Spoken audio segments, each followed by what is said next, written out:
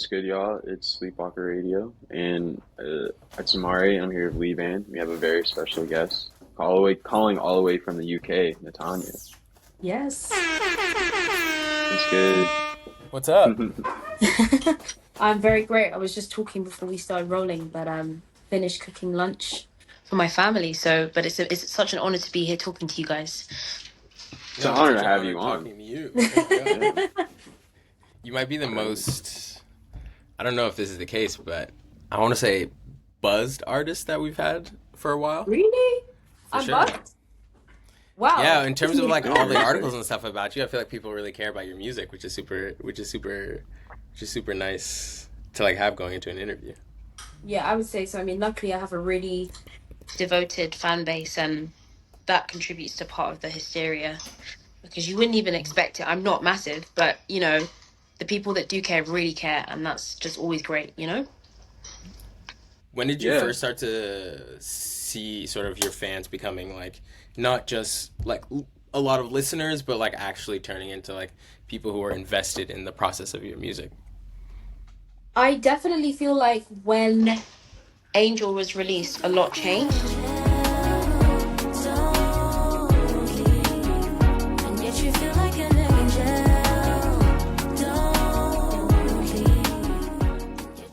I'd had moments before. I had a song called Sunset Melody that I made when I was about 16, and then another moment with a song called Foolish. Don't play with me, you're gonna lose. I didn't choose you, I didn't choose this. Don't act so stupid, wasting hard time. But they were just kind of viral moments. They weren't so special. Angel started off a little bit smaller, but the people that found it, like those fans, they're still here today. Yeah. Um, I definitely think the Flow concert like grouped them together and brought more people in. But it was those two moments that really made fans out of people. So that's why I was able to take such a long hiatus. I'm always grateful for that. Yeah. I remember I was listening, I was actually on your live yesterday on your Really? TikTok. Yeah. And speaking of Angel, I think you mentioned in your live that you got a phone call that changed your life after Angel came out. I did. Can you talk a little bit about that? Sure. I mean, listen, I'm from the UK. Not many singers get, great opportunities. We have such a thriving scene. Everyone's so talented here. But, I think it takes a long time for labels to really recognize and, want to invest in the talent. So I didn't expect much. I was with a company called Marathon for a while, and they were great. And then Angel Yeah. came out, and I got a DM from Human Resources. So they're in LA, and, Mhm. they're such a different sort of like label. They're such a first of all, they're a distribution company, but everyone's so invested, and I think it just gave me the space to really grow and develop as an artist. I think people that are ready to back any idea and don't make you feel awkward, and also just being introduced to a society, in the US where people are pretty much creating just about anything that they dream of. It gave me this sense of freedom where I'm like, I can just make my world, and whoever wants to come here and join in is welcome, but I don't have to Yeah. pander to anybody. Do you think the UK is not really like that in terms of like artists feeling like they can create anything they want to create? What's a yeah, if you can speak about that a little bit. We don't have a culture of singers. Like, we have so many people that can sing, but I would say that the main export from this country is Sade. Like, Sade is the biggest black star that we have. So, and also Craig David. He's having a little moment right now over there in the States. You guys love him. Like, I love Craig David. Um, Yeah.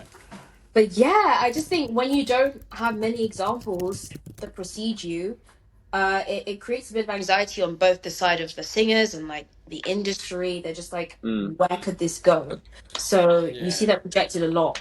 People are kind of always thinking, where could this go? So the way people make music, in my opinion, is like they're trying to create something that would impress the average like American consumer, or like Mhm. just kind of be acceptable. And people are not very daring with their music in this country. I don't know, but we have all to say we have some amazing musicians, like they're like underground people. Jim Legacy is one. You've got like YT. I love Dexter and the Newsagent. Kamal, some really, really great singers there, and they're amazing. Unflirt as well. But, I just think there's less infrastructure.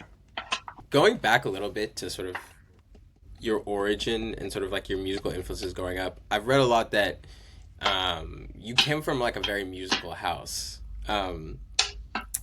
And I was curious if you ever felt, because I feel like you have such influences from your dad and from your mom. Were there ever music like tastes or music things that you liked in music that you didn't want to share with them just because like it was a very like you know what I mean? I feel like to some extent, if your parents are really like really into music, there's some snobbery that goes on. So like, would you ever feel like you had to like hide certain things that you liked or not really like share certain things?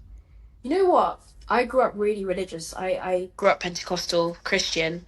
And Yeah. so, like, a lot of the music that we were exposed to by my parents was very specific. It was like Motown. My mum loved, like, Anita Baker and Teddy Pendergrass. And she's from the Caribbean. So there was a lot of, like, maybe calypso being Yeah. played. And then there was, like, wild gospel. So it was a really small selection. We weren't listening to the radio, or at least we weren't allowed to. And I think there was a time, maybe I might have been about like 10 or 11, when I would be like, I was a big gamer, so I loved Roblox.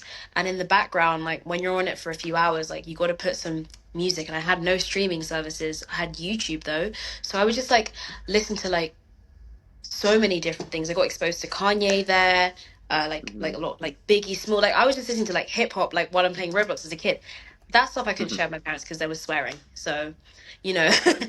they weren't really into that. But I think it's amazing that I grew up that way because it gave me like the benefit of taste. And I think a lot of people my age, they could kind of listen to the first thing that was out. I mean, obviously I was watching MTV and stuff, but like they could just listen to like everything. They were following the zeitgeist, but I've never been raised in a way to like move with the times. It's just like what my family like, what I like. So I kind Yeah. of keep that philosophy now when I'm approaching music. Very cool. Um, so in terms of like, I guess that speaks to more like in-home influences, but like, I think I also read somewhere that you had a teacher that showed you Logic Pro, but wasn't that passionate about your music. Could you like tell me a little bit more about that? Yeah. Oh my God. Like, He what do you mean he's not passionate about your music? What is that? listen. Oh, I went to a really white school. Hmm. And it was very classical music focused. Like it wasn't even a music Hmm. school. It was just a normal girls' grammar school.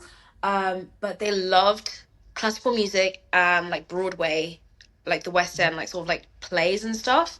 Yeah. So my teacher was kind of all about that. And I have a really weird thing with reading sheet music. I mean, I've been playing since I was 4, but I'm kind of dyslexic when it comes to like the notes move. It doesn't mean I can't learn pieces, but I just really struggle. I'm a very slow reader, but I have perfect Yeah. pitch. So Hmm. my skill set just Like, wasn't really like great for classical music, even though I loved it. But when I started learning jazz at like 14, it was like this is perfect. You could transcribe in seconds. I was like going home every day after school trying to learn things. And the way that we learned jazz was just so different to like the big band stuff in school. And my teacher, when he saw me like working on the logic, like beats that I was making, he just didn't really get like how that was supposed to be elevated in any way. He was like, this isn't a yeah. concerto, like go on Yeah. Sibelius. Yeah. And I reached out to him like when Angel was coming out. I was like, I make music now, but I think it was just a lot of information for him to understand. Like he Yeah. just loves Frank Sinatra, and like he was just like, I don't know if this Yeah. is Yeah, it's history. too much. Yeah. That's funny.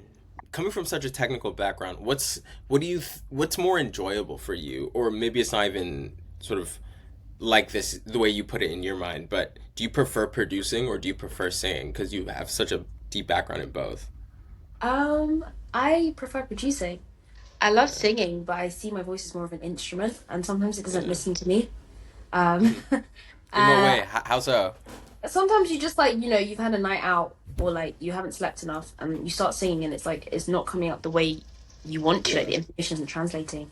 I find that so nerve-wracking, but with production, like the way my brain sees arrangement is just so like unique, and I always enjoy like tweaking songs to make them their very best. Yeah. And that's when I really feel like I'm mastering my music. Plus, a lot of my beats are so dense. Like sometimes singing over them is hard. Like there's so Yeah. much going on, you get distracted. It's like, how do I even start this arrangement? Yeah, that makes sense. What's your least enjoyable part about making music? Like, what do you not like about just the process in general? We can talk about the industry later. Mixing. I don't like mixing. Yeah. It's always like the most. I don't know if like, do you make music by any chance? I used to, not as much as anymore. So just talk to me as if I don't know anything about Okay, music. but you know the feeling of getting your first mix back and it's like, this is not my song. It's so depressing. Absolutely. And Yeah. you just feel like, oh, like, should this even come out anymore? It gets you really upset, and I'm very emotional about stuff like that. So when I get the first mix back, like, instead of like getting up and like trying to figure out, okay, get your notes together, just tell them what you want. There's always a moment of like, oh my god, like this is a failure. So I hate the Yeah. mixing process, but that's why it's always great when you know an expert, the guy who mixed the music that's coming out. I mean, he's done like Young Thug and like just like Chris Brown, Oh, Chris Brown, sick. crazy people. So Yeah. he just took it on, and I didn't even have to think too much. But it's definitely one of my least favorite parts of the process. Sure. For sure. Yeah, I guess you have to have someone who sort of like understands your vision or like Yeah, understands you in like a significant way in terms of like your musical sense. exactly. I think it's also like something to do with terminology. Like if you can't communicate what you want in terms of like EQing and like my co-producer Josh was talking about like backwards reverb and stuff. Things that I don't Yeah. understand are happening. If the Yeah. person that you're working with doesn't have like a good grasp on their technological language, sometimes it's just like there's like a communication barrier, and that's the most frustrating thing about mixing sometimes for me. Like Yeah. I'll speak in abstract words and they don't really understand where I'm coming from. They're like, I'm not sure. Yeah, that So makes sense. Yeah. So, I guess speaking more about the actual bodies of work that you put out, Sorrow at Sunrise was something that has been played, at least for me. I think it was like one of my most played albums, I want to say, of 2023 and 2024. It was wow, something that I could just like sort of play in the background while also having it sort of be active and also your storytelling transporting me to some place that I'm not at. And I think that's what I define or what I look for in albums that when I like respect the artistry in an album so much is like when the storytelling and your voice and the production all come together to like transport you to a place amazing. that's different from where you are. And I think that's what your album really did for me. What was it like making it? What was the process like? Well, first of all, thank you so much. It's always Yeah. amazing to hear how your music impacts people and what they think about it. But it started off as something so fun, but it got really serious, very quickly. Mhm. First it was just demos in my friend's bedroom, and we were having, a great time, and then Yeah.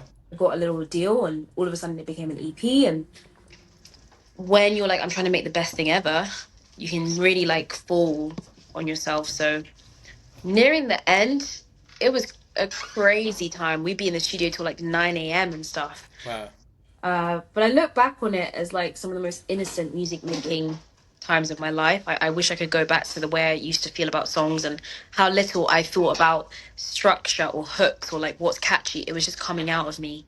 And that's just like, it's a rare time in an artist's life that they kind of never get back after they start learning the formula, behind Yeah, what they do. exactly. So yeah.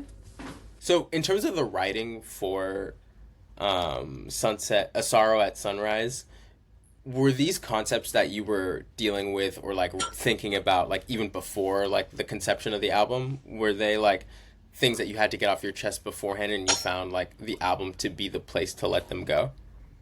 Honestly, it's very biographical. It's autobiographical, but I wasn't even thinking about like anything. I was living it while I was writing it. So Oh, okay. every song was kind of like a mark in, I was only like, in first year of uni. So there's so much to do every day. And I lived in central London. So I just had access to everything, a walk away from my house. I mean, I Yeah. was just living it and writing it. And I think one of the most interesting moments was like the end of Everybody's Got to Learn Sometimes, where like the bridge comes in and it's like still loving you through all the bad or whatever. Still loving you.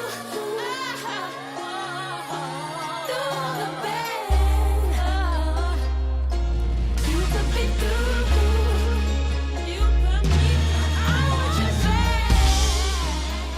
seeing someone at the time, and we had a really, really deep but tumultuous like situation. It had ended just before we finished that song, so we were working on Everybody's Got to Learn sometimes. Then we got to this point where like we need something else because it can't just be a cover. And I was like, oh, I know exactly what I want to say, and it just came out of me because I, had a breakup. It was amazing. Well, like I wrote Angel on the plane home from meeting someone else, and everything was quite. It could have been a biopic the way that it felt, Yeah. Are you doing live shows before this album and after this album as well? I'm assuming. I'm doing. Yeah, I actually am. And I hope to Okay. do one after. I mean, I would hope to do a tour, like support someone and get to play Yeah. it to big crowds. It could be really, really cool. And were you doing shows like before this EP dropped? Sorry, at Sunrise. Yeah. Yeah, I mean that's how the buzz began. I think Yeah. there was like If you can talk about that a little bit more. yeah, there was some sort of a bubbling because I would do all these little underground gigs. Yeah. Um, And and I heard I you like were selling these out too. Is that true? yeah. How did that feel as an underground artist actually selling out shows? Because I feel like that's like literally the rarest thing an underground artist can do. Honestly, like I was just like I'm happy people care, but I've never ever Yeah. I always had such a passive feeling about like these things happening because I didn't even know that there could be like a struggle. It was very easy up until a certain point, and Wow. that was Yeah. this is the basis of the next take. But Yeah. for a long time it was literally just like playing a game. I remember in a lot of interviews I would say like I see performing like playing football or something. It was just like Yeah.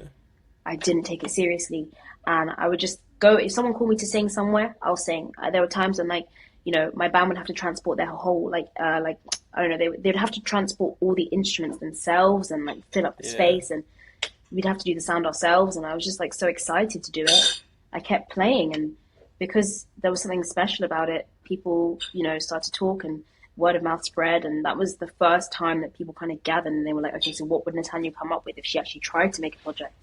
Yeah. It was a great experience. So I guess I'm interested now, like later on in your career, like where you're at now. I mean, do you have to like get coaches for this? Like, how do you like sort of like prep for singing live in a way that you actually have to? Because you said you didn't really care, you just were just performing. How does that change when you're more acclaimed, I guess? It makes you a lot more nervous. I mean, Yeah. yeah. I mean, like when I went on the tour with Destin, the first thing that I thought was, oh God, like so many crazy crowds.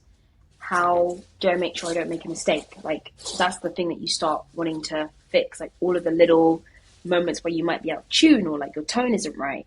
I do want a vocal coach, but right now the way I practice for shows is just by doing karaoke. Like that's how I taught myself to sing. So I'll just literally do like 10 Amy Winehouse karaoke videos, and Yeah. every day just sing until I get comfortable with my voice. And I drink throat coat tea a lot. There's also like these like vocal tubes, and you blow through water. So Oh, whoa. yeah, you just kind of blow. Sorry, I'm gonna move rooms, please. No worries, no worries. You're good, you're good. Okay. So you also got an award, did you not? I did. It was a Guap Gala. What is Guap Gala, and sort of how did you feel about getting an award like So early on in your Guap, career? it was very cool. But Guap magazine is like a nice. They kind of document a lot of underground culture before it gets to the mainstream. Yeah, And they have this really, really big night every year. I think the time that I was there, it was the Natural History Museum. So it's a very, very nice venue. And they just get like all these amazing artists, like some of them who are way further on in their career. And they just have this Best New Artist award. And like, obviously, like, now I've seen a lot. I mean, when I went to LA, it was Grammy week. So I know there's bigger awards, but yeah, that was very highly sought after because there were a few people that were coming up in that time with me. I mean, there's like Len, who's now massive. There's Jim Legacy, yeah. who's now Siku, who's working with Justin Bieber. I mean, the list goes on. So I never thought I would win it. But, they had all the boy fans, I had the girls, and it was voted. And I was Yeah. really shocked. I was really shocked. I was prepared to go. I was like, thank you for the night, you know? Hmm. Yeah, damn. That's how did you feel about it being did you feel that it was early in your career? Did you feel like because I feel like getting awards is kind of and especially like acclaimed or like really sought after awards when you're sort of not really just starting out, but sort of like early on in your career. Did you feel because I feel like sometimes people feel imposter syndrome, sometimes people feel sort of all these different feelings like any of these thoughts going through your head at all? Yeah, I was worried that maybe I don't know. I didn't. I thought like, oh no, I just wanted to get on with everyone, and I didn't want people to think that anything was planted or like Yeah. because I wanted to. I didn't want to draw attention to myself at that point. I was just in my own world. I didn't know what my aspirations were with the music, Hmm. so I was really happy at first, but then I was like, oh no, like Yeah. maybe you guys should have got this. But that's sometimes how things go with award shows, and Hmm. sometimes people are just charmed by somebody, and it just happens that way. But it was a very interesting experience, and to have that early on, I know that it's preparing me for like maybe one day I might win a Grammy or something else, and For sure. they would have thought someone else deserved it, but you got to be strong, you know. Yeah, exactly. You performed in Lagos, I believe. I did. Where are you How did from? that show? I'm from Somalia. I'm Somali. Oh my goodness, that's so Yeah, cool. yeah. So I know you guys got a lot of Somalis in London. I have a couple cousins in London Yeah, as well. I live in a Yeah, very Somali area, like it's called Wembley, so yeah. that's Is all I Wembley a see. very Somali area? Very, very. Wow, I Northwest didn't know London that. is like the Somali capital, like Okay, Somali, cool. Eritrean, Ethiopian. You can get any food here you want. Well, yeah, I think I read in an interview that you were about to get some Ethiopian food for a little bit. That's funny. Yeah. How did that show come about? So basically, when I came to the country, a lot of things happened by accident in my life. I don't even know why. But I came Yeah. to Nigeria.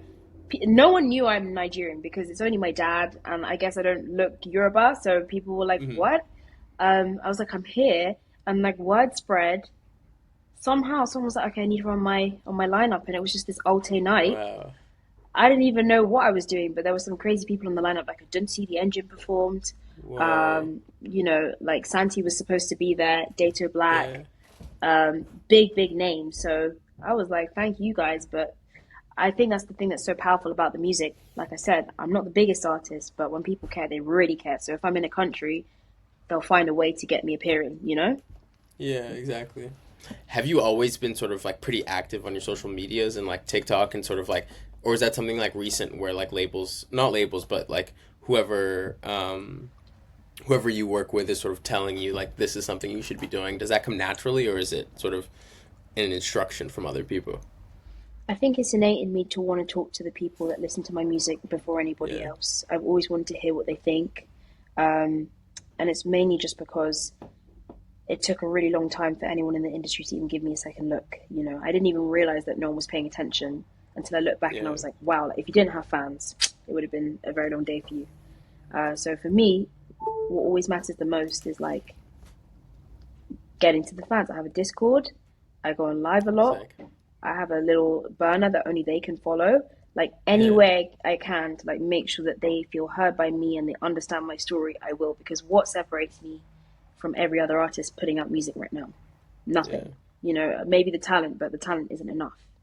I need people to really ride with me. And I was watching a video recently about this. It was like talking about like Lady Gaga and Katy Perry and how Lady Gaga was kind of rejected at a point when she released Art Pop, but she always had these fans that really, really cared.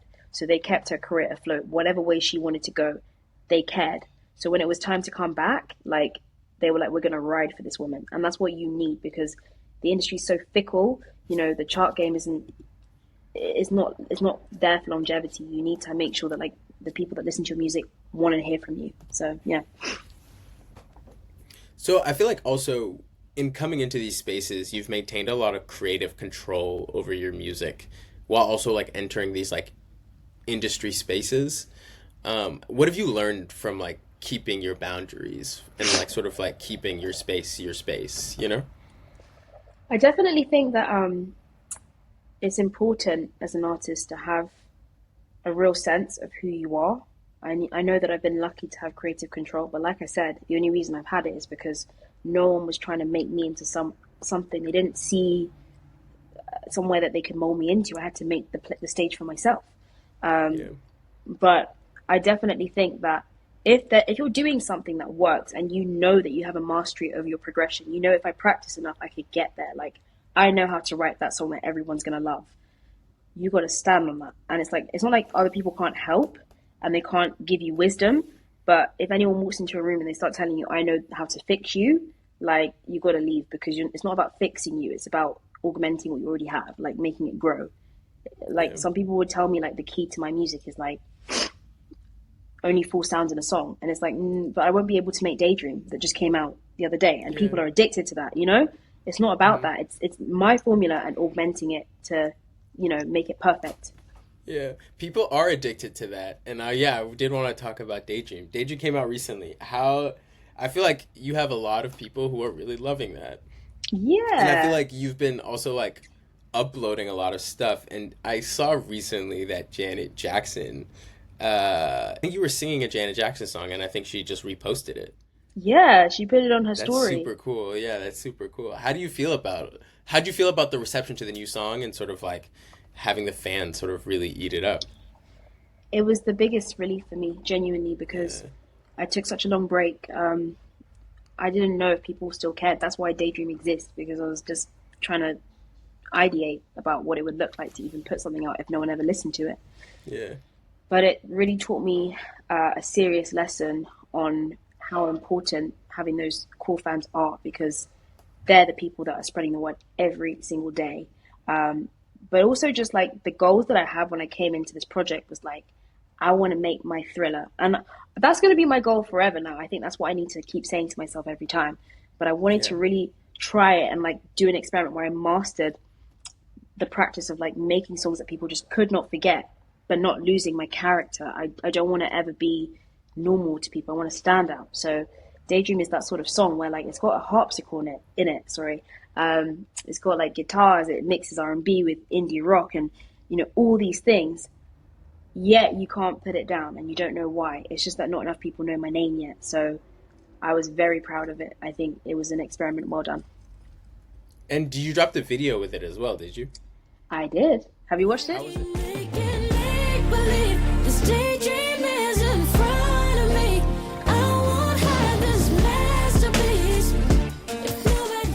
Yeah, I've seen it. I loved it. How what was it like making it? And can you tell me who directed it? Yes, this lovely lady called Claren Chong. It was super cool because I think it was like vision coming to life. It's the first budgeted video that I've done. I wasn't sure it was going to work, but I was just so grateful that it came out so beautifully. Yeah. I also think it's such a shift from the old aesthetics that I used to have in the past, like Angel and all these videos. Like they kind of like more mimic games, and that was really cool. But a lot of people would be like, okay, this reminds me of the 90s, or this reminds me of the 2000s. You know, I think Daydream is the first time I'm seeing people speak about the future. And they're just like, oh, like, I can't wait to see what you come up with next. Like, you're going to be big. Or like, the way people are speaking about it is as if it's way bigger than, you know, and I'm very impressed by that. That must feel great. That must be exciting, and like at least, you know, carry hope onto the future that people are really like trying to find out what's next for you. Yeah. I mean, it just shows me how much, you know, if you put the work in, it comes back to you. And it's just like a prophecy for the future, I think. Yeah. Something has shifted with this rollout. Well, I'm still doing it. I've got to shoot on Monday, but I think something is going to be different from this point here onwards. Yeah. I don't know if I read this right, but you did have an EP that was supposed to come out. Felines Return. Mm-hmm. Was that or supposed to come out, or is that coming out in the near future? It's on the way. Yeah, it's coming out in June. Oh, sick. I'm super excited about that. Where are you at with the process with it, and if you can speak anything about sort of what the vibe will be like in this one, or how it's a little bit different? So it's been finished. It's handed in. It's part 1 of 2 tapes that are going to come out this year. Yeah. I'm very excited for people to listen to it because it's nothing like they've ever heard before in terms of music. It's combining everything that I've ever been listening to. Um, it's a great marking time of where I am at like now musically. And the other thing is like everything that people heard in Short Summers that made them think, "Ooh, this could be something." It's like me taking that potential and actually turning it into these six addictive, crazy songs. So yeah, I wanted to make something where every single song could potentially be a hit, and I think I achieved that with Felines Return. So I'm so excited for them to listen to the part one. No, I'm super excited. That is, yeah, I'm super excited for that to come out. I think I was gonna ask you, have you spent time in the USA at all Yeah, I was just throughout your there in time in Korea? February. Oh, you were there. Oh, Yeah, okay. Nice. I go What there do a you lot. do? What do you do when you go to LA? Are you like mostly recording? Are you mostly just in meetings with labels and stuff? I think it's about spreading the word at this point. I mean, my label's there, so I visit them. I have a few friends there, like musician friends, and it's a great break from the UK because we're really cold over here. But I think it's mainly about spreading the word. It's about letting people know in the music capital, like this girl's coming for you. So that's what me and Yeah. Ariel kind of do when we're there. We just meet with people, talk to them, play them songs. When we Yeah. were there in February, we were just shopping those six songs everywhere. Anyone that wanted to Yeah. listen. That's what it's about right now. That's super cool. What do you think about the US? Like, what are some things you like? What are some things you don't like? Maybe some fast food that you know what I mean, like you think is a little bit better than the Ooh. UK. You can put that here. Okay, forgive me for my like really bad impression. I don't know. I don't live there, so Yeah. maybe Yeah. I don't No see worries. everything. No worries. But I think people are friendlier. Maybe it's like Yeah. they're taught to be friendly at baseline and like you don't actually make friends with them, but you'll have a great conversation. One. That Two. is some West Coast shit. That's West Coast shit. Okay, Yeah. and That's like it's not over East there. Coast. Yep. Okay, Oh okay, no, so no, no, no. it's East not Coast us. not It's like not that. us. It's not us. Yeah. But I definitely felt that. I've never been to New York, by the way, so I need to see. I'm going in May. Okay. I'll experience some East Coast love soon, but Yeah, exactly. uh, That's a real yeah. love. That's a real love. Okay, they're You rude get to that you, but fickle you love know in it's LA. real. Yeah, like you'll have a great. Yeah. You could talk for 2 hours and they'll never speak. Like I've spent nights with people and they won't even text you back the next day. Yeah, But exactly. That's LA. I prefer that because you know what? I don't like how front-facing rude we can be in like colder Mm-hmm. places. Mm-hmm. I also think the food is like a lot. When I ate in America, like after one meal, I wouldn't need to eat anything for the rest of the day, and I'd just be so laden Oh, and tired. yeah, It's too yeah. much. The portions are crazy. That's true. Were some things like not like in terms of like taste? Was it like difference or was there like? Do you think shit tastes better in the U.S.? Yeah, the food tastes so good. That's the problem. I remember getting the same sriracha, like egg avocado toast every like as if it was McDonald's. I was like, why do I want this? And it Yeah. was like $20. Why do I want this? Because it's got MSG in it. Oh Yeah, my god! Like exactly. we don't put any of that stuff in our food here. That's why you don't want to No, eat. we That's why put everyone's so chemicals in skinny. that shit. Yeah, Yeah, exactly. but give me some of Yeah. those. I'll just put it on some vegetables. Then I'll just I Yeah, need some of those exactly. chemicals, man. Like the UK's food is just bland. Really? Yeah, Yeah, honestly, but that's why I never really understand Nando's. Like, you guys want to eat rotisserie chicken like that bad? Like, that's probably the only place that tastes good in this country. We've got some wow. good Caribbean food though. Like we're the That's what I'm best at saying. West Yeah, Indian food. yeah, a hundred Yeah. percent, 100%. I don't think anything in the U.S. Maybe in New York, but still, it's not like I don't think it touches the UK at all. No, I even went to Air Yeah, One. Those like big, like massive, yeah, little vats. yeah, Yeah, I yeah. wasn't feeling that. I wasn't feeling that. I didn't feel No. rejuvenated and revitalized. So you generally like going to the U.S. Yeah, I think I want to live there. Yeah. Oh, for real. In Yeah. near future, or sort of later on in your career? I haven't really thought about exactly when. Maybe like by the time I'm like 26. I don't know. Yeah. I really don't know. I'm scared of like speaking things into existence, but I'm hoping that I end up there soon and I have enough done in my career to like deserve to go there. But yeah, I would love to be there. I think it's a great place for musicians. That's like You I some of guess you guys don't agree, but yeah. no. I I think the U.S. is yeah. I think the U.S. is very fun to be for music. I haven't spent much time in L.A., hmm but at least for me, New York has always been a hub of the U.S. At least for me, I'm not gonna Yeah. say I'm not gonna be the most contrived person to say the world. You know what I mean? Which people love to say. But Yeah. I think for me, New York has always been a place where, especially growing up as a kid, not growing up there, but like going there when I was in college and like going there pretty like regularly. Because I went to school in Philly, which is like an hour and maybe 30 minutes to 45 minutes away by Amazing. bus. Um, so yeah, any time of the week you'd find a show that you'd want to see. You can research anything you'd want, and like musically, things are just like so accessible, just because it's New York and it's like so confined. Um, so yeah, I've always thought of music as like a place for music in New York specifically, and not so much LA. Just because like I don't know who wants to drive all the time. I'm not really like a big driver, to be Me honest with you. neither. Like I'd love to take a train as much as I Yeah. can. Yeah. You're a subway cat. Um, yeah, I think I am. I think I prefer. I would want to raise my kids in a city. As bad as people think that is, I don't give a fuck. No, I want to do that Yeah, too. I love New yeah, York. Well, I love what I see because it's like London but big, and that's what I need. yeah. So I could see Do you have myself friends there. in New York at all? I do. I have a family friend there. One of my best friends is actually this Eritrean boy called Naod from Harlem. Okay, He sick. is so lovely. He grew up in like Sugar Hill, so he's got so many stories, and hopefully we're going Nice. to visit there with him in May. But I feel like I'm going to meet a lot of people when I go, and there's a big Natanya community there apparently that I haven't tapped into yet. So I'm Do you about to know where see. like your listenership comes from? Like, do you know Yeah, what's the biggest place in the U.S. that listens to you? I think it's New York. It's like Brooklyn. Brooklyn and New York always come up as two separate territories, but Very it's New cool. York, and then LA second. Sick. Very cool. Um, so just to like wrap this up,